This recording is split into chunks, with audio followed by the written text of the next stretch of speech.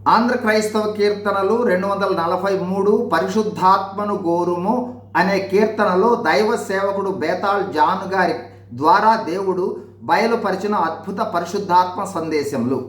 పల్లవి: పరిశుద్ధాత్మను గోరుము, జీవమా యేసు ప్రభుని పేరట వేడుము, నరులందరి మీద నా ఆత్మ నుంతునని పరలోకపు తండ్రి పలికే వేదమునందు. పల్లవి అర్థము: బైబిల్ గ్రంథంలో లేదా లేఖనములలో దేవుడు మానవులందరి మీద తన ఆత్మను ఉంచుతానని వాగ్దానము ఇచ్చాడు. కావున జీవించి ఉన్న మానవులమైన మనందరము యేసు ప్రభు వారి నామములో పరిశుద్ధాత్మ కొరకు దేవునిని వేడుకొని పరిశుద్ధాత్మను పొందుకొనుమంటూ పల్లవి తెలియజేస్తుంది.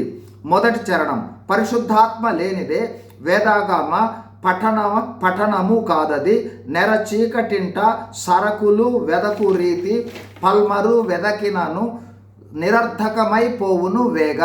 ఈ మొదటి చరణము మొదటి భాగము పరిశుద్ధాత్మ లేనిది వేదాగమ పఠనము కాదది అనే విషయము మనకు తెలియచేసేది ఏమిటంటే, పరిశుద్ధాత్మ లేకుండా లేదా పరిశుద్ధాత్మను పొందకొనకుండా లేదా పరిశుద్ధాత్మ సహాయం లేకుండా మనము జీవ గ్రంథమైన పరిశుద్ధ బైబిల్ గ్రంథంలోని పరిశుద్ధ లేఖనాలను ఎంత పఠించినా అంటే ఎంత చదివినా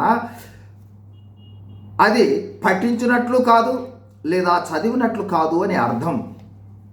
మొదటి చరణము రెండవ భాగం: నెర చీకటింట సరకులు వెదకు రీతి, పల్మరు వెదకి నను నిరర్థకమైపోవును వేగ అనే భాగం తెలియచేసేది ఏమిటంటే, పరిశుద్ధాత్మను పొందకుండా అంటే సహాయము లేకుండా బైబిల్ చదివినట్లయితే ఏ విధంగా ఉంటుందంటే, చిమ్మ చీకటి ఇంట్లో సరుకులు అంటే వస్తువులను వెతికినట్లుంటుంది.